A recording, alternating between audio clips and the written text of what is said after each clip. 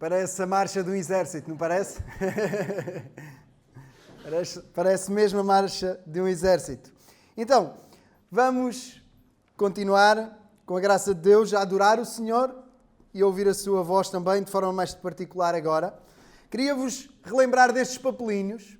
Nós introduzimos estes papelinhos lá atrás, a quando da série da família, até por ser uma série tão prática e que nos toca tanto, não é? Ao nosso dia-a-dia, a todos, que pensámos que pudessem surgir muitas questões.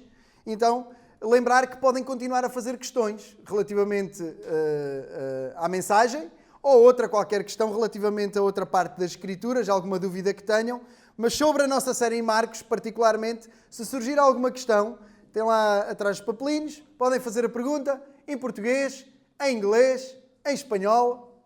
Então, arranjaremos forma de traduzir e de responder da melhor forma possível. Não é preciso assinar, podem colocar anónimo, se assim entenderem, e até podem também vir falar diretamente connosco. Agora, sem mais demoras, vamos ao nosso texto. Continuamos no capítulo 1 e hoje chegamos ao fim do capítulo 1. Marcos 1. E vamos ler a partir do versículo 40.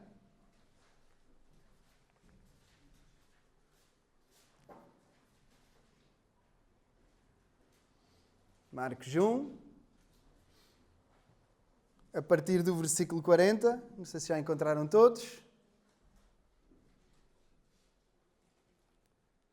Diz assim: E aproximou-se dele, isto é, de Jesus, e aproximou-se dele um leproso, que rogando-lhe e pondo-se de joelhos diante dele, lhe dizia: Se queres, bem podes limpar-me.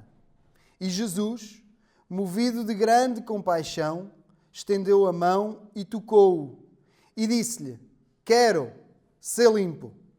E tendo ele dito isto, logo a lepra desapareceu e ficou limpo.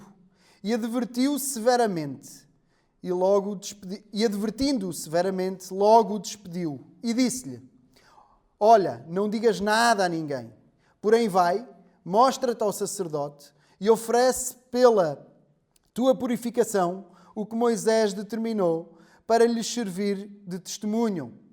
Mas tendo ele saído, começou a pregoar muitas coisas e a divulgar o que acontecera, de sorte que Jesus já não podia entrar publicamente na cidade, mas conservava-se fora em lugares desertos, e de todas as partes iam ter com ele.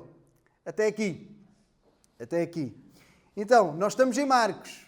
E em Marcos há o objetivo, sim, de apresentar Jesus como aquele que trabalha, como aquele que é servo, como aquele que vem para servir. Sim, mas não é um servo qualquer. O servo é o Filho de Deus. Esse foi o título que nós demos à nossa série. Porque este é o principal objetivo do livro de Marcos. Apresentar Jesus, o servo, como Filho de Deus. Como Filho de Deus.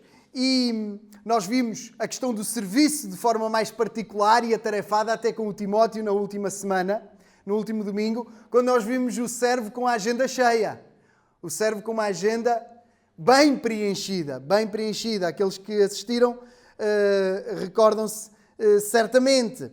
E neste momento, nós temos dois temas principais no texto. A autoridade de Jesus. Jesus é mesmo o Filho de Deus. E Ele tem toda a autoridade. E há um outro tema que tem se levantado, tem aparecido nos últimos textos, e hoje não é exceção. Aliás, o texto lida com ele, que é a questão da popularidade de Jesus. Então, temos dois aspectos aqui que o autor está a deixar claro para nós. Jesus tem toda a autoridade, esse é o objetivo que se quer transmitir, que se quer pregar, e há um movimento grande de popularidade. E é interessante que Jesus é identificado, é reconhecido, não plenamente, podemos nós dizer nesta altura, mas Jesus é reconhecida a sua identidade, pelo menos parcialmente, a sua virtude, é reconhecida daqueles que se menos espera. Concordam comigo? No texto, nós vemos, são os demónios que reconhecem Jesus como o santo. São os leprosos, os doentes, os necessitados, os pecadores, que reconhecem Jesus como aquele que tem virtude e poder e que pode lhes valer, que pode operar cura, que pode resolver os seus problemas.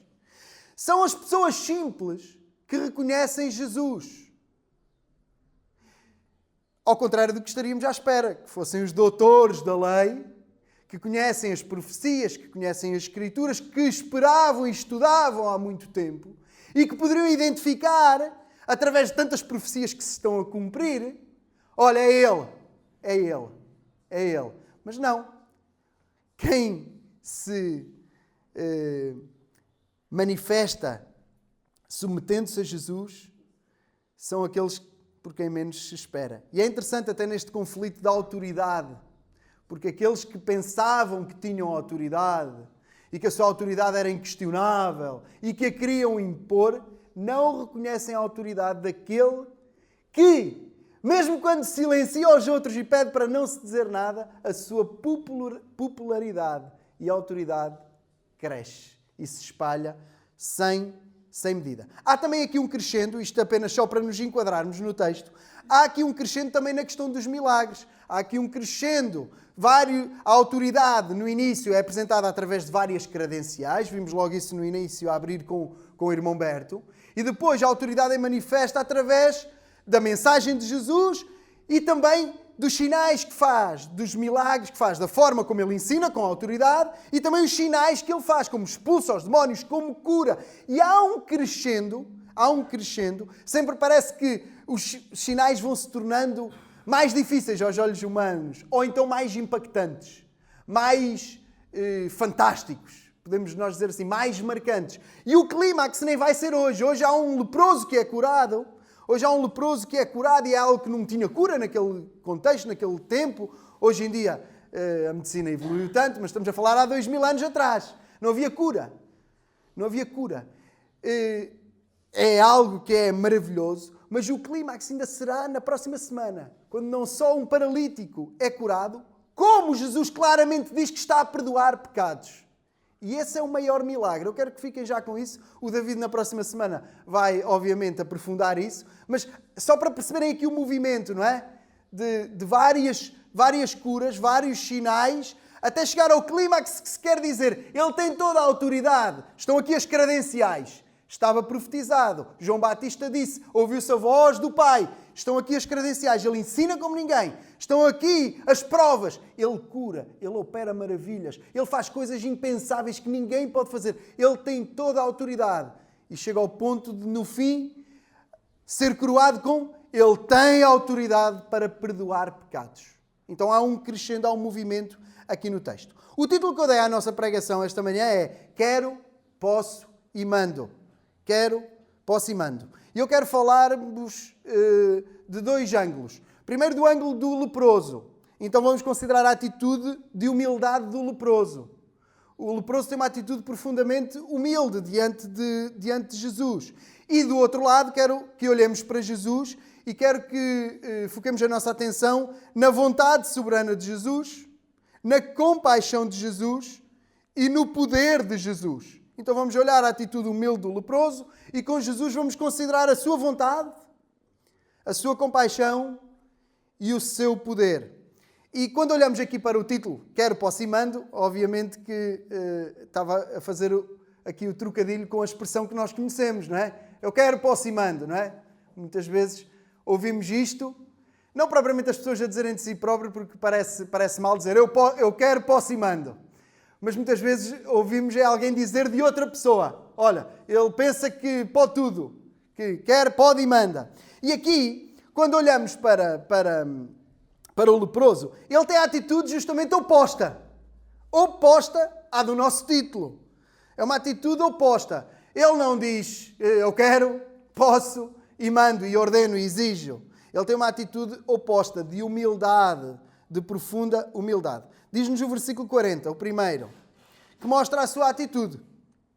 Aproximou-se dele um leproso que, rogando-lhe e pondo-se de joelhos diante dele, lhe dizia, se queres, bem podes limpar-me. Um leproso. E queria primeiro que considerássemos isso. qual a condição do leproso? Nós estamos a falar de uma pessoa, a lepra é uma doença que afeta a pele, não é? Hoje tem cura. Mas, naquele contexto, não havia cura. E o que é que acontecia? A pessoa tornava-se uma ferida em si, uma chaga em si. A pessoa, basicamente, à medida que a doença evoluía, a pessoa ia sendo consumida, todo o seu corpo, ia apodrecendo, não é? Não quero ser muito gráfico, mas era o que acontecia. Ao ponto da pessoa morrer. Aquela pessoa estava condenada, não tinha qualquer esperança de cura. E mais, tinha uma dupla condenação. Não só a vida estava contada e ia terminar de uma forma dolorosa a cada dia que passava, o seu corpo piorava, se degradava, se decompunha, quase podemos usar a expressão, até à morte. Mas mais, a pessoa passava esse processo sozinha. Porque a pessoa tinha que se isolar porque era uma doença altamente contagiosa. Então a pessoa vivia fora da comunidade. Vivia isolada. E usavam até sinos, quando saíam à rua, usavam até umas campainhas, para que as outras pessoas, ao saberem, se pudessem afastar. Quem é que já viu isto na Feira Medieval, em Santa Maria da Feira? Quem é que já foi à Feira Medieval, em Santa Maria da Feira? Tão poucos. É aqui tão perto. Podem levantar os braços. Aconselho vivamente, eu só fui lá uma vez. Ou seja, o ano passado não levantava o braço. Mas Feira Medieval em Santa Maria da Feira é uma feira medieval a sério. Aquilo é mesmo grande. E eu lembro-me, o ano passado, aquilo tem muitos, sem perder no tempo, tem muitos espetáculos, muitos cenários que remontam à era medieval, não é? E uma das coisas que aparecem são várias personagens, não só nos teatros, nos eventos principais, nos palcos, mas depois, mesmo durante os momentos em que não há espetáculo nenhum, andam por lá personagens, ou a cavalo, ou a pé. E eu recordo-me perfeitamente de ver duas leprosas vestidas com chininhos. E quem viu isto consegue presenciar, consegue imaginar como seria lá atrás. Não digo que todos os leprosos usassem os sininhos, mas era algo que acontecia. Justamente para afastar as pessoas. Há um outro aspecto da lepra também aqui que não podemos desconsiderar. É que a lepra tem um significado. E em toda a Bíblia, do princípio ao fim, simboliza o pecado. Até pelo tipo de doença. Toda a doença na Escritura simboliza o pecado. Desde logo porque é uma consequência do pecado. E quando digo consequência, não estou a dizer que obrigatoriamente as pessoas que tinham as doenças eram pecadoras. Ou tinham... Bem, deixem-me refazer. As pessoas que tinham as doenças eram pecadoras, mas não obrigatoriamente as pessoas que tinham aquela doença por causa de algum pecado específico, como se fosse um castigo direto. Nada disso. Não quer dizer que este leproso tivesse feito algo muito grave e um pecado muito específico e que fosse castigado de propósito por causa desse pecado específico com a lepra. Também podia ser, mas não é essa a lógica de Deus. Não é essa a lógica de Deus. Os crentes têm doenças, os descrentes têm doenças, as pessoas muito piedosas têm doenças, as pessoas pouco piedosas têm doenças. Mas não há dúvida nenhuma que as doenças são uma consequência da nossa natureza caída, da nossa desobediência a Deus. Aquilo que herdámos do nosso pai Adão, da nossa mãe Eva, foi não só a vida física, mas também herdámos o pecado. E todas as doenças nos lembram que nós precisamos de um Salvador, que nós precisamos de salvação. A morte lembra isso mesmo. Que nós, por nós mesmos, não nos conseguimos salvar. Nós vamos morrer. Mas a lepra, de forma particular, a lepra, até pelo tipo de doença que é, altamente contagiosa e que consome a pessoa e a mata aos bocadinhos e a decompõe aos bocadinhos, ela simbolizava particularmente o pecado. Então, na Bíblia, nós vemos do princípio ao fim a lepra com este significado também. Mas olhando para a personagem aqui, o grande ponto é este. Ele estava completamente condenado, sem esperança, isolado. Ele estava excluído. E ele chega até Jesus e ele roga-lhe. Rogar é pedir com súplicas. É pedir com rogos. É pedir incessantemente. É pedir desesperadamente. É pedir mesmo. Não é? Olha, se me puderes fazer isto, tudo bem. Se não, Quando puderes. Não. Rogar é pedir com urgência. É pedir mesmo. É estar desesperado. E saber, por outro lado, que de alguma maneira há esperança a quem se dirige as palavras. Pondo-se de joelhos, é muito interessante porque o leproso roga a Jesus, pondo-se de joelhos, diz ainda o versículo 40. O que é muito interessante porque manifesta aqui duas coisas que são, quanto a mim, até a maior lição de todo este texto. Ou a melhor lição, ou a lição mais importante para nós esta manhã. Ele sabe quem é. Ele coloca-se de joelhos e roga a Jesus por cura. Ele sabe quem é. Ele sabe que é um leproso. Ele sabe que está condenado. Ele sabe que não tem esperança. Ele sabe que não pode nada por ele mesmo. E mais, ele sabe que não pode nada pelos seus esforços. E sabe também que ninguém o pode valer. Ninguém na sociedade, ninguém, nenhum amigo, nenhum familiar, ninguém. Mas sabe que Jesus pode. E aqui entra a segunda parte. Ele sabe quem ele é, mas sabe quem Jesus é. E aqui sabe quem Jesus é, quero ser cuidadoso em relação ao texto. Não estou a dizer que ele sabia plenamente que Jesus era o Messias. Mas ele sabia o suficiente para se prostrar de joelhos e para rogar, para clamar incessantemente por cura. Ele sabia que Jesus podia curar. Ele sabia o suficiente para isso. E é muito interessante, porque esta é a resposta ao apelo na pregação de Jónatas. Recordam-se da pregação de Jónatas?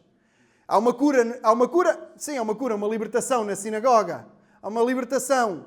E o título da mensagem do Jónatas Duarte era Autoridade que pasma. Recordam-se? E a determinada altura, o Jónatas faz este apelo. Espero que este pasmar te faça cair de joelhos. Espero que este pasmar te faça cair de joelhos. Ora, eu não sei se tu caíste de joelhos diante da grandeza da majestade de Jesus. Mas este leproso ouviu a sua fama e caiu. Este leproso ouviu a pregação, não de Jónatas, mas daquele acerca de quem o Jónatas pregou. Ouviu e caiu de joelhos. E ao cair de joelhos, ele manifesta claramente que sabe, tem consciência de quem é. E tem consciência de quem Jesus é e o que pode fazer. E é muito interessante como ele lhe pede, porque ele diz, se queres, bem podes limpar-me. Não há nada por acaso na Bíblia. Porque há muitos outros episódios de curas. Há episódios em que Jesus cura e a pessoa nem pediu nada. E há episódios em que a pessoa pede mesmo, cura-me, tem misericórdia de mim. Mas aqui há um detalhe que o autor e que a Bíblia, que Deus, pelo seu Espírito, quis que ficasse registado. Porque o que este leproso diz não é tem misericórdia de mim e salva-me. Tem misericórdia de mim e cura-me. Tem misericórdia de mim. O que ele diz é, se queres, bem podes limpar-me. Se tu quiseres, eu sei que tu me podes limpar. Se tu quiseres. Se tu quiseres. Se queres, bem podes limpar-me. Ele reconhece a autoridade de Jesus. Reconhece o poder de Jesus. As suas palavras deixam clara uma certeza inabalável de que se Jesus quisesse, podia curá-lo e era o fim daquela doença. Pouco importava se não havia cura. Pouco importava se ele nunca tinha visto nenhum leproso ser curado. Jesus podia curá-lo. Há uma certeza inabalável. Se Jesus quiser, se tu quiseres, bem podes limpar-me. Há uma submissão à vontade de Jesus. Há aqui uma atitude completamente contrária à expressão que eu escolhi para o título desta manhã. Eu quero, posso e mando. Não. Tu, se quiseres, tu podes. E mandando, a lepra vai. Tu é que podes querer. Tu, se quiseres, tu podes. E mandando, a lepra desaparece. E eu quero reforçar a lição mais importante para nós esta manhã. A lição mais importante para nós esta manhã é tu saberes quem és. É tu olhares para ti da maneira certa. Vir ao domingo a uma igreja, abrir a Bíblia, também tem este propósito. Tem o propósito, Deus, ao ter preservado a sua palavra, tem o propósito maior de se revelar. Deus não fica em silêncio. Deus não ficou distante. Deus veio até nós. Deus dá-se a conhecer. Mas há um outro propósito. Também há o propósito, ao abrirmos as Escrituras, nós nos conhecermos a nós. Nós percebermos quem somos. E vir a uma igreja ao domingo de manhã também tem isto de bom. É nós podermos olhar para nós da perspectiva certa.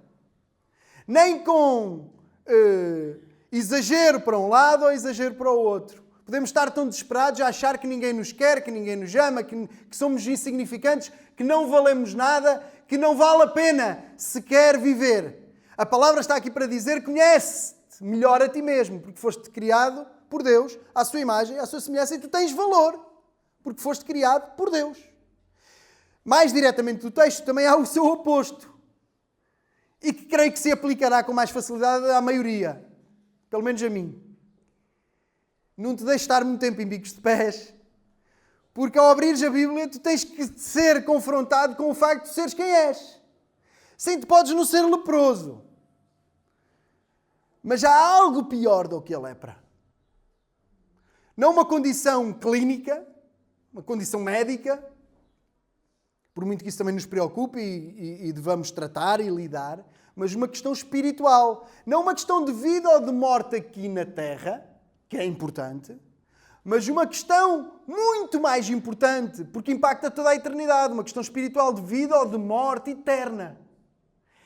Então, nós somos chamados a olhar para este texto, a aprender esta lição com este homem, com este leproso, ou ex-leproso. Quem nós somos? Quem Jesus é? Porque isso define a forma como nós nos dirigimos a Deus. Isso define a forma como nós nos dirigimos a Jesus. A consciência da sua majestade, da sua autoridade, e a consciência da nossa insignificância, da nossa dependência dele, da nossa finitude, da nossa fraqueza, vai, obviamente, impactar e direcionar a forma como nós nos dirigimos. Se nos dirigimos com uma submissão a Jesus, com humildade, com dependência dele, e não com uma atitude eu quero, posso e mando e exijo. E pode-nos parecer uma loucura, mas há muitos contextos evangélicos que exigem de Jesus. No Ocidente, não estamos a falar em Portugal. E quero ir mais longe. Nós, com palavras diferentes, nós não exigimos. Senhor, eu quero, eu determino, eu ordeno. Podemos não ter este tipo de linguagem porque estamos num círculo diferente. Não, isso é muito distante. Não é, não. Eu também exijo de Jesus, muitas vezes. Só que não uso estas palavras. Exijo em pensamento quando eu acho que tenho direito. Quando eu acho que devia acontecer assim. Quando eu acho que não é justo eu sofrer. Eu estou a exigir ou não estou a exigir? Então, saber quem somos, saber quem Jesus é, tem impacto em tudo na nossa vida. Na oração, desde logo. Não que nós devemos deixar de pedir. Porque já vimos que o leproso pediu e pediu a sério. Nós não devemos deixar de pedir. O texto, nem a palavra nos ensina. Eu submeto-me tanto que eu já nem peço. Faça só a tua vontade. Isso é um pedido. É um bom pedido. Nós somos exortados pela palavra a pedir. Vocês não têm porque não pedem, diz Tiago. Agora a questão é como pedimos, porque Tiago também vai dizer, vocês não recebem porque pedem mal, para gastar nos vossos deleites.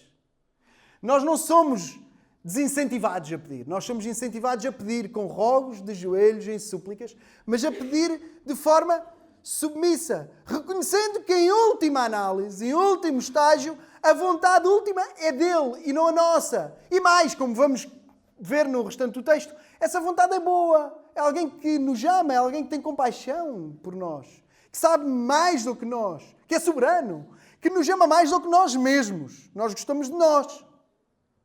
Mas Deus ama-nos mais do que nós mesmos, a nós próprios. Mais do que os nossos pais, mais do que a nossa mulher, o nosso marido. Ninguém nos ama como Deus nos ama, como Jesus nos ama. E não só isto tem um impacto na nossa vida de oração, na nossa oração, como também tem um impacto na vida, no que vai acontecendo, no dia a dia. Nós podemos aceitar e confiar, mesmo doendo, mesmo custando, confiar que Ele saberá o que está a fazer. Que no seu tempo saberemos que a sua mão não deixará de estar connosco para nos consolar e para nos suportar e para nos animar e dar a sua paz e o seu gozo mesmo no meio das dificuldades e desafios vários da vida. Ou então, nós podemos agir diante das circunstâncias, diante do que nos acontece, com uma atitude de eu quero para o cimando, o que só trará mais revolta, só trará mais dificuldade. O desafio do texto é que nós imitemos o leproso neste sentido, de saber bem quem Jesus é, nos prestarmos diante dele e olharmos para nós também da maneira correta. Ainda com este leproso, a palavra nos ensina com o seu exemplo e nos incentiva a fazer o que ele fez, que é reconhecendo a sua incapacidade, ele foi a Jesus e se prostrou. E este texto está aqui também para te levar a fazer o mesmo. Este texto está aqui para que tu faças o mesmo também. Para que tu vás a Jesus. Vai e diz-lhe hoje: Senhor, se quiseres, podes salvar-me. Eu tenho uma coisa pior do que a lepra. Eu tenho uma coisa mais mortal do que a lepra. Eu tenho uma coisa muito mais contagiosa, muito mais perigosa, muito mais letal do que a lepra. E eu sozinho não me consigo valer. A lepra simbolizava o pecado que eu tenho. E eu não o consigo afastar de mim. Mas se tu quiseres, tu podes salvar-me. Este texto está aqui para que nós possamos ser desafiados a imitar e a prostrar-nos diante de Deus de joelhos, suplicando: Senhor, se tu quiseres, podes salvar-me do meu pecado. Este texto está aqui para que todos vão a Jesus. Não só uma primeira vez para salvação, para reconciliação, para perdão dos pecados, mas este texto está aqui para que todos nós vamos a Jesus constantemente. Também, sim, Senhor, se tu quiseres, podes-me ajudar a ultrapassar isto. Se tu quiseres, podes curar-me desta doença. Senhor, se tu quiseres, podes-me ajudar neste desafio. Senhor, se tu queres, aqui podemos dizer, tu queres que eu abandone este pecado. Senhor, tu queres que eu não caia em tentação. Ajuda-me. Este texto está aqui para nós fazermos o mesmo. Irmos a Jesus. Irmos a Jesus. Continuando.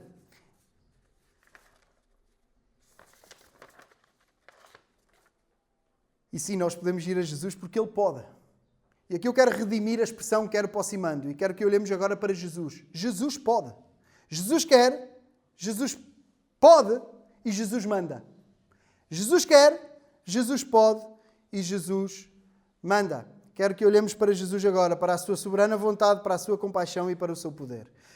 O versículo 41 tem a resposta de Jesus. Olhem para as vossas Bíblias. O versículo 41 diz: Jesus, movido de grande compaixão, estendeu a mão e tocou-o e disse-lhe: quero ser limpo. Jesus, movido de grande compaixão, estendeu a mão, tocou-o e disse-lhe: quero ser limpo. É muito interessante. Jesus, movido de grande compaixão. Quero que nós fixemos primeiro aqui, porque este texto dá-nos algumas características de Jesus. Continua a cavalgar na questão de cimentar a sua autoridade, mostrando o seu total poder. Jesus tem todo o poder. E também mostrando o seu cuidado pelos outros através da sua compaixão. É aí que estamos. É aí que estamos. Porque o texto diz-nos que Jesus se moveu com grande compaixão. Jesus é cheio de amor. Jesus é cheio de graça. Jesus é cheio de misericórdia. E o que é que moveu Jesus? Isso mesmo. Movido de grande compaixão. Porquê é que Jesus curou o leproso? E vocês vão dar a resposta do texto. Porque quis, não é? Diz lá, quero ser limpo. Jesus curou o leproso porquê? Porque quis. Mas podemos dizer de outra maneira. Porquê é que Jesus quis curar? Porquê é que Jesus quis curar o leproso? Porque Jesus é cheio de compaixão. Não foi o leproso que o obrigou. Aliás, vimos que para já não podia. E depois a sua atitude não era de exigir. Era de súplica. Era de humildade. Foi alguém que obrigou Jesus? Ninguém o pode fazer. Ele se obrigou a si mesmo. Porque Ele é assim. Porquê é que Deus perdoa? Porque Deus é perdoador.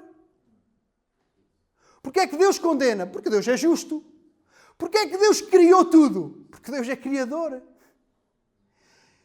Ele, movido de grande compaixão, estendeu a mão. Foi isso que moveu Jesus. O que moveu Jesus foi o seu amor, a sua compaixão, a sua misericórdia, a sua abundante graça. E é muito interessante porque ele estendeu a mão e tocou. E só aqui temos vários aspectos. Para já porque ninguém tocava num leproso. Não podia. Por causa do risco de contágio, ninguém queria apanhar lepra. Depois, no sentido religioso, e recordem-se do que dissemos no início, há um confronto de autoridades, não é? A autoridade de Jesus, a autoridade dos líderes religiosos. No contexto religioso, quem tocasse num morto ou algo imundo, ou num leproso, então, muito mais, ficava cerimonialmente impuro. Ficava cerimonialmente impuro. Isso tinha consequências para a forma como a pessoa podia cultuar. Podia apresentar sacrifícios, podia apresentar-se diante de Deus e dar as suas ofertas. A pessoa ficava cerimonialmente impura. E aí corria o risco de contrair a doença, certo? Nós podemos dizer que a pessoa fisicamente podia ficar em risco, podia ficar em perigo, podia contrair a doença, e espiritualmente nós podemos dizer que a pessoa ficava em algum sentido diminuída. Pelo menos do seu acesso a Deus, do seu acesso ao culto, do seu acesso à comunhão. Ora, se for uma pessoa normal, isto era tudo verdade. Mas era Jesus que estava ali. Era Jesus que está ali. E, em primeiro lugar, eu quero enfatizar que o facto de Jesus estender a mão e tocar-lhe lembra-nos que há uma compaixão que se aproxima e que toca. O amor de Jesus, o amor de Deus é algo de proximidade, é de relacionamento, é de estar próximo. Não há aqui uma caridade distante. Não há uma caridade distante. Olha, está bem, as pessoas estão lá a sofrer muito longe, mas eu não me quero envolver, eu não quero ver isso, eu não quero ter nada a ver com isso. Olha, eu à distância, está aqui um cheque. Não estou a dizer que não devamos fazer nada disso, mas nós podemos fazer isso com uma atitude de verdadeiro interesse pelas pessoas e de ajudar quem está longe, mas também podemos fazer isso no sentido de, não me quero envolver. Até pode ser uma pessoa na nossa rua. Podemos não nos querer envolver. Está disposto a algum tipo de caridade, de ajudar de alguma forma, mas sem nos envolvermos. Não é assim Jesus. Ele toca. Ele podia curar sem tocar. Ele podia curar sem falar. Ele podia curar de tanta forma, mas ele escolheu tocar. É uma compaixão, é um amor que se aproxima, que chega, que está perto, que abraça, que está verdadeiramente connosco. Por isso não nos admira nada quando lemos depois em Hebreus Cristo morto, crucificado, ressurreto, vitorioso, ascendeu aos céus, está à direita do Pai, e lemos a carta aos Hebreus e somos lembrados de quê? Nós não temos um sumo sacerdote qualquer. Nós temos alguém que passou pelo mesmo que nós. Ele pode nos socorrer naquilo que somos tentados. Ele está perto. Ele está perto. E Ele sabe o que é padecer. Há uma compaixão que aproxima. E claro, há aqui outro aspecto, que é ao tocar, e vamos já falar do posse de Jesus, do poder de Jesus. Ele ao tocar não fica com lepra. Não fica cerimonialmente ou espiritualmente diminuído, impuro. A lepra acaba. Não é Jesus que fica doente. É o leproso que fica curado. Não é Jesus que morre. É o leproso que vive. Não é Jesus que fica diminuído cerimonialmente ou espiritualmente ou impuro de alguma forma. É o leproso que fica purificado. Não são as trevas que cegam a luz. É a luz que clareia todas as trevas. Quero ser limpo. Vontade de curar. Jesus é soberano. Ele quis curar. Ele quis curar. Jesus escolheu estar ali. Podia estar noutro sítio. Podia estar noutra cidade. Quantas centenas de leprosos existiam naquele contexto? Não vou dizer no mundo. Só ali. Na Judeia. Na Galileia. Nas terras de Israel. Quero ser limpo. Vontade para curar. Sobre isto, quero lembrar que quando somos curados, quando somos salvos, é Deus que quer. Jesus, movido de muita compaixão, de grande compaixão. Quero ser limpo. Quero lembrar um texto que está em Romanos. Pois diz a Moisés compadecer-me-ei de quem me compadecer e terei misericórdia de quem eu tiver misericórdia. Assim, pois, isto não depende do que quer, nem do que corre, mas de Deus que se compadece. Romanos 9, 15 e 16. Afirmar que a salvação, ou qualquer bênção de Deus, qualquer cura, vem do facto de Deus ter a vontade de se compadecer ou não se compadecer. Muitas vezes somos nós que colocamos as coisas mal. Quando muitas vezes, até às vezes em discussões teológicas, queremos obrigar Deus a compadecer-se de toda a gente. Como se Deus tivesse a obrigação de se compadecer de alguém. Quem coloca as coisas bem não somos nós nesse contexto. Exigindo que Deus tenha que salvar toda a gente ou que tenha que curar toda a gente.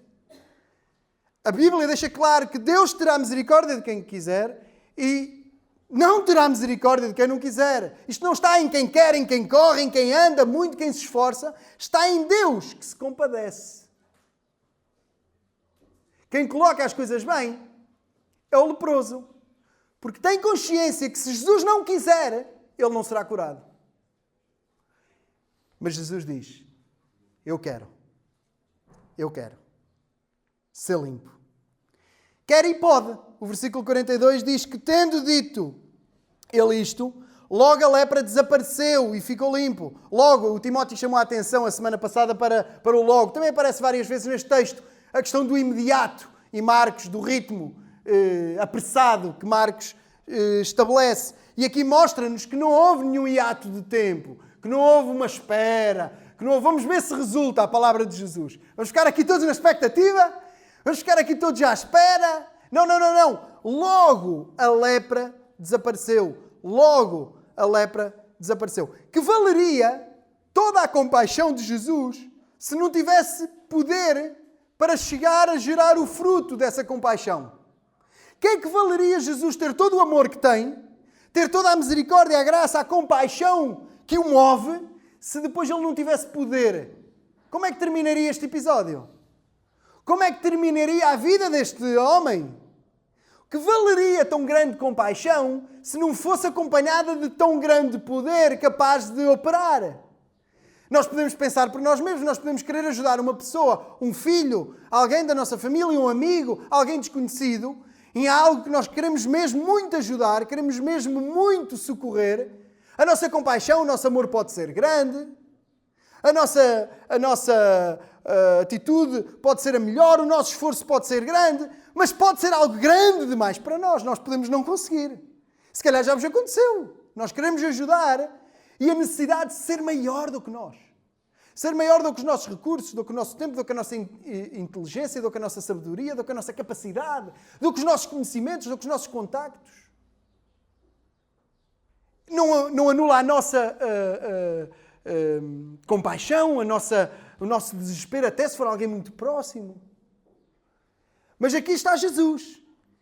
E tem todo o poder. Ele pode. Ele quer, pode e manda. E assim que manda,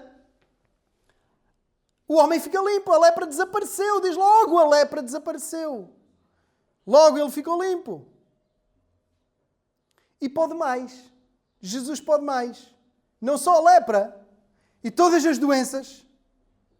Hoje existem muitas doenças conhecidas, muito mais perigosas do que a lepra para nós. Hoje a lepra não é uma ameaça comparando com tantas outras doenças que existem hoje até sem cura. Tem tratamentos, mas não tem uma cura. Jesus pode curar não só a lepra, como todas as doenças, se Ele quiser. Nós já vimos isso acontecer, já vimos isso ser feito. Também já vimos muitas pessoas ganharem força, ânimo, paz, coragem para enfrentar uma doença que nunca termina. Mas Jesus, mais do que poder para curar qualquer doença que tem, Ele tem poder para curar o próprio pecado. Para nos curar da nossa lepra. Para te curar da tua lepra. Isso certamente será mais desenvolvido ainda na próxima semana. Quero que tiremos algumas lições para nós aqui. Quero que contemple os atributos de Jesus. Jesus quer. Ele é soberano. Jesus quer. Ele é soberano. Nós queremos afirmar isso. que a salvação é um ato soberano de Deus. Jesus quer, Ele tem compaixão. Ele não rejeita um coração contrito. Ele compadece-se. Quero recordar dois versículos de 2 Salmos. A um coração quebrantado e contrito não desprezarás, ó Deus. Salmo 51, 17. A um coração quebrantado e contrito não desprezarás, ó Deus. Jesus quer e Ele cura, porque Ele quer. Ele é soberano. Jesus quer, Ele cura, porque Ele tem infinita compaixão. E aquele homem derramou-se quebrantado aos seus pés. E Jesus não rejeita um coração quebrantado e contrito. Outro Salmo 34, 18. Perto está o Senhor dos que têm um coração quebrantado e salva os contritos de espírito. Ele não abandona um coração contrito. Ele não abandona um coração quebrantado. Ele não abandona alguém que está verdadeiramente humilhado e quebrantado e derramado aos seus pés. E quero até mais dizer, juntando a sua soberania com a sua compaixão, que estar assim contrito na sua presença já é fruto do trabalho dele na tua alma. Já é fruto da obra do seu Espírito em ti. Deus não rejeita um coração contrito, um coração quebrantado. Por último, é Jesus que quer. Jesus tem todo o poder, então Ele pode curar. Jesus tem todo o poder, descansa. Podes descansar, só nele é que há descanso. É só em Jesus que nós podemos descansar, é só em Deus que nós podemos descansar. Nada nos pode dar um descanso permanente. Muitas coisas nos podem dar vários tipos de descanso, também necessários, desde logo dormir. Mas mesmo o sono, diz a Escritura, que é Deus que nos faz deitar e dormir. Mas para tudo na vida, só Deus nos pode dar descanso. Ele pode até remover o teu pecado. Quero repetir, vai e pede. Vai e pede. Vai e pede. O nosso quero, posso e mando. A nossa atitude, que às vezes é assim, acho que não é só a minha, a vossa também. O nosso eu quero, posso e mando é sempre despido de compaixão. Quando temos esta atitude, eu quero, posso e mando, é sempre uma atitude despida de compaixão. E na realidade nunca se pode assim tanto. Nós podemos gritar muito alto, eu quero, posso e mando, despidos de compaixão, completamente nus, sem qualquer compaixão por ninguém, mas não podemos assim tanto. Mas Jesus, aquele que quer, pode e manda, é um quero, posso e mando, cheio de compaixão e amor e pleno de poder. Ele pode mesmo. Ele ama mesmo. Ele pode mesmo. Ele ama mesmo e Ele pode mesmo. E Ele manda. E é muito interessante, nós chegamos aqui à segunda parte do texto. É muito interessante porque Ele, além de mandar a lepra ir e a lepra vai, Ele faz ele tem outro pedido. Já não a uma doença, mas a uma pessoa. Desta vez Ele não diz, quero ser limpo. Desta vez Ele diz assim, versículo 43. E advertindo severamente, logo o despediu. E disse-lhe, olha, não digas nada a ninguém, porém vai, mostra-te ao sacerdote e oferece pela tua purificação o que Moisés determinou para lhes servir de testemunho. É muito interessante que a doença obedeceu logo. Quero ser limpo. Tocou, desapareceu a lepra. Mas as pessoas são mais complicadas de obedecer. Os demónios obedecem mais fácil. É o que eu tiro deste texto todo. Estamos em Marcos. Os demónios obedecem sempre. E até ficam calados quando Jesus diz. Saem logo. As doenças também obedecem rápido. O mar também, o vento também. Os pães multiplicam-se, os peixes. Mais difícil é mesmo as pessoas. Mais difícil é mesmo as pessoas. Fica para a nossa reflexão. Mas é muito interessante este pedido de Jesus. Este pedido de Jesus. Não digas nada a ninguém. Não digas nada a ninguém. É muito interessante porque vemos a popularidade de Jesus crescer e vemos Jesus a pedir constantemente para que ninguém diga nada, para que ninguém fale nada. Isto soa-nos a nós estranho, soa-me a mim estranho, pelo menos inicialmente, numa primeira leitura. Sou estranho ou não sou estranho? Sabem porque é que a nós nos soa estranho? Se fôssemos nós, queríamos ser populares. É a primeira lição logo. Se fôssemos nós, queríamos ser conhecidos e populares. Essa que é a verdade. Jesus não tem essas necessidades. Jesus tem o seu foco na missão. E a sua missão não era ser popular. A missão de Jesus não era ser conhecido. Não era ser popular. A missão de Jesus era obedecer ao Pai até à morte e morte de cruz. Essa era a missão de Jesus. E o seu foco estava na missão. Aliás, há uma profecia, nós lemos a semana passada, no início do culto, Isaías 42, que diz isso mesmo, que ele não fará ouvir a sua voz. É uma profecia que mostra que o servo virá para servir. Não vem para ser servido, nem vem para ser famoso, para ser muito conhecido. Não é esse o propósito. O propósito é cumprir a sua missão. E a sua missão, até na interação com as pessoas, a sua missão é entregar a palavra às pessoas, perdoar pecados das pessoas, curar pessoas, não ser famoso para essas pessoas. São coisas distintas. Ele quer abençoar pessoas, não quer receber palmas das pessoas. Nós soa-nos estranho, porque nós, quer dizer, então eu fiz o jogo da minha vida, marquei 5 golos na final da Liga dos Campeões, e agora vou dizer a toda a gente para apagar aquilo da televisão, e não vai passar em nenhum canal, e não vou dizer a ninguém, nem aos meus amigos. Como é que é isto? Não, eu só queria mesmo marcar os golos para o meu clube ser campeão. Soa-nos estranho porque a nossa tendência é do nosso ego. É do eu quero, posso e mando, ou não é? É ou não é? É. Mas Jesus está focado completamente na sua missão. E ele diz, mostra-te ao sacerdote e oferece o que a lei prevê, para lhe servir de testemunho. Até é interessante, porque ele deveria ir ter com o sacerdote e oferecer o que a lei previa, nós vamos já lá, e servir de testemunho aos sacerdotes, aos religiosos também. Jesus, não quero deixar aqui nada no ar, como se Jesus tivesse um problema por causa desse conflito de autoridades com os líderes religiosos. Jesus não tinha nenhum problema com eles. Eles é que tinham um problema com Jesus. Porque eles eram como nós, queriam a popularidade que Jesus tinha. Jesus também veio para eles. Houve religiosos a converterem-se. A pessoa que escreveu mais no Novo Testamento era um religioso fanático, que encontrou depois Jesus. Jesus encontrou a ele. Paulo. Mas há outros, Nicodemos, por exemplo. É muito interessante isto. Jesus quer que isto sirva de testemunho, não para a sua popularidade, mas que sirva de testemunho para aqueles que não reconheciam a autoridade de Jesus. Para os religiosos. E é muito interessante. Sabem o que é que diz a lei? Não vou pedir para abrirem. Mas este ponto da cura da lepra está em Levítico 14. Quem quiser ler em casa. Levítico 14. Sabem o que é que dizia a lei? O que é que acontecia quando alguém era curado, purificado da lepra? Então, devia levar 2 animais, 2 aves. E depois, uma das aves era morta. 2 aves e umas madeiras, várias. Cedro, isopo. 2 aves. Uma delas era morta, era derramado o seu sangue, e a ave viva era molhada com o sangue da ave que morreu. Então aquela ave era solta.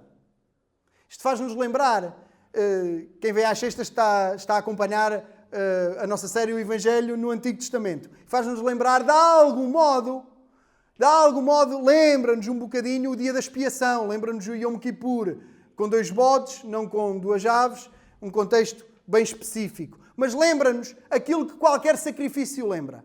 Que para uma ave viver e ser livre, é preciso que outra verta o seu sangue. Lembra-nos disso. Há uma ave que é morta e a ave viva leva com sangue espargido sobre si e é solta. Para alguém ser solto e viver livremente, alguém tem que morrer. Isto lembra-nos o Evangelho. Isto lembra-nos. Era este o tipo de testemunho que Jesus queria. Queria algo que apontasse para a sua missão. Não há algo que alimentasse a sua popularidade. O sangue também era espargido 7 vezes naquele que tinha lepra, naquele que havia tido lepra. 7 vezes. Também nos lembra algum leproso famoso da Bíblia? 7 vezes que o sangue era aplicado ao leproso. Quem é que vos lembra? O leproso mais famoso da Bíblia? Naamã, que não foi sangue, no contexto, mas foi o quê? Mergulhou 7 vezes. Também estava a fazer-se esquisito, também ao início também achava que mandava, que queria, podia e acontecia, não é? mas depois teve que baixar a guarda. E aquelas 7 vezes para já era obediência ao que Deus estava a dizer, mas tinha um significado, apontava para algo ou não apontava? Apontava para trás, para Levítico, que nos aponta tanto para a frente. Era este tipo de testemunho que Jesus queria. Servir de exemplo e testemunho aos religiosos e algo que apontasse para um sacrifício que ainda viria a realizar-se. O seu próprio sacrifício. O seu próprio sacrifício. Resultado. Voltamos ao nosso leproso e terminamos aqui. O ex-leproso é o curado que desobedece. O ex-leproso é o curado que desobedece. E é interessante porque esta é a primeira vez que alguém declaradamente e diretamente desobedece de Jesus. Vemos multidões a fazer isso, não é? A ser pedido para não contar nada e contam na mesma. Mas aqui é uma pessoa concreta, é-lhe feito um pedido direto. Olha, não digas nada a ninguém. Não digas nada a ninguém. E o curado desobedece. O curado desobedece.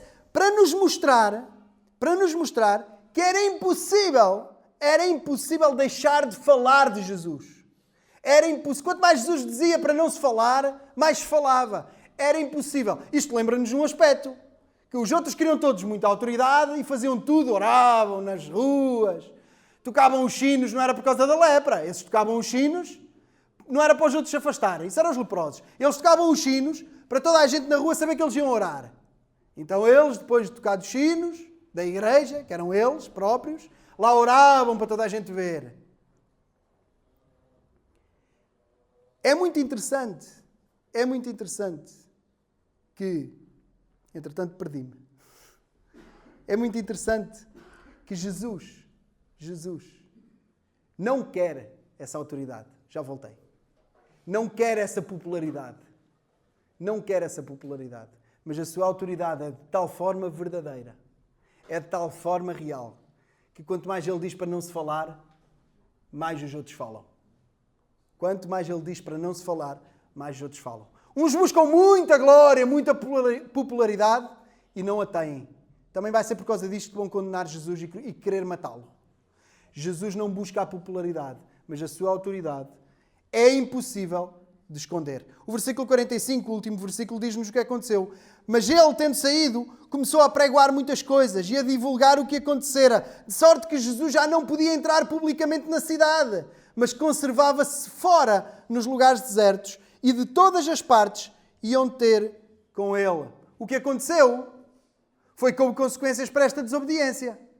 Porque Jesus já não podia estar dentro da cidade, publicamente já não podia aparecer, porque era cercado de tão grandes multidões que não podia estar ali. Então Jesus retira-se para os lugares desertos, para os lugares ermos, e são as pessoas que vão ter com Jesus. Continua a ser impossível ele estar sozinho. As pessoas vão ter com ele. Mas há aqui algo que se perde. A possibilidade de Jesus estar na cidade, nas cidades, mais perto de mais pessoas. Nós sabemos por nós mesmos como é difícil às vezes guardar um segredo. Ou como é difícil guardar uma história de alguém que nos fez bem. Imaginem alguém que vos fez muito bem, mas que depois vos diz assim: olha, mas não quero que contes nada a ninguém. É difícil, não é? A pessoa fez-nos tão bem e depois a pessoa diz-nos assim: olha, mas eu não quero que contes nada a ninguém. Fica só entre nós. É difícil guardar ou não é? E às vezes podemos ser levados até a desobedecer também. Só contamos a uma ou duas pessoas. O que é que nós estamos a querer? Estamos a querer elogiar e honrar a pessoa que nos fez bem. Mas concordam comigo? Podemos pôr a pessoa em apuros ou não? Ou podemos prejudicar? E mais, estamos a desobedecer à pessoa que queria que não se soubesse. É verdade. Assim como nós erramos ou somos tentados neste erro, este homem também caiu nesta tentação. Caiu e fez com que Jesus tivesse que afastar. É interessante porque o ser humano, isto relativamente à missão de Jesus, é interessante como o ser humano acha sempre melhor, mesmo este homem, começámos por dizer que esta expressão de eu quero para o cima não se aplica a ele, também se aplica a ele. Porque o ser humano acha sempre que sabe o que é melhor. O ser humano acha sempre, mesmo em relação à missão de Jesus, acha que sabe qual será o próximo passo. É melhor eu falar do que não falar. É interessante, Pedro tem uma grande confissão maior do que a deste homem. Tu és o Cristo, o Filho de Deus vivo. Foi o Espírito que te revelou. Depois Jesus diz, importa que o Filho do Homem seja entregue, seja crucificado. Não, de maneira nenhuma, tem compaixão de ti. Ou seja, acabou de fazer uma grande declaração que só o Espírito pode dar, mas depois já está a dizer, não, ó Jesus, eu tenho aqui um passo melhor, a tua missão, quem vai definir agora o próximo passo sou eu. De maneira nenhuma te acontecerá isso. De maneira nenhuma. Nós achamos que sabemos o que é melhor para a missão. E aqui quero aplicar a nós, porque nós devemos ter cuidado com as desobediências que têm aparência de piedade. Digam lá, esta desobediência não me parece boa. Jesus disse para ele não contar nada e ele contou. Até parece que ele fez uma coisa boa, não parece? Parece ou não parece? Sou eu? Parece ou não parece? Ele fez bem, então ele contou de Jesus. Não, ele fez mal. E expôs Jesus. Pôs em risco a missão. Cuidado com as desobediências que têm aparência de obediência. Há desobediências que parecem piedosas, mas não existem desobediências piedosas. Segundo lugar, a nossa missão, como igreja e como cristãos também, como crentes, a nossa missão não é sermos populares. A nossa missão não é sermos populares. A nossa missão é servir os outros. A nossa missão não é sermos populares. A nossa missão é servirmos os outros. O foco não está em nós, sermos conhecidos ou outra coisa qualquer. O foco está no serviço, à imagem do que Jesus fez. A nossa missão também não é tornar Jesus popular. Às vezes achamos que evangelismo é tornar Jesus popular. E achamos que a nossa missão é tornar Jesus popular. Jesus é popular no Ocidente. Toda a gente sabe quem é que é Jesus. No Ocidente toda a gente sabe quem é que é Jesus. Jesus é popular ou não? É ou não é? Mas Jesus é conhecido. Jesus é reconhecido como autoridade suprema? Não. Jesus veio para ser reconhecido como autoridade. Jesus veio para derramar compaixão. Jesus veio para curar pessoas. Essa é a nossa missão. Fazer Jesus verdadeiramente conhecido. Pôr as pessoas em contacto com Jesus diretamente. Não tornar Jesus popular. Popular já Jesus é. Popular já Jesus é. Jesus tem mais e melhor. A nossa missão não é sermos nós populares, nem tampouco fazer Jesus popular. Nossa missão é servir e servirmos de veículo para que pessoas encontrem Jesus. Um Jesus que não será um conhecido famoso. Olha, eu conheço, já ouvi falar do Ronaldo. Não. Eu não só ouvi falar de Jesus. Eu amo Jesus. Eu submeto-me a Jesus. Ele ama-me. Ele perdoou-me. Ele é meu amigo. Ele está comigo. Eu encontrei isso.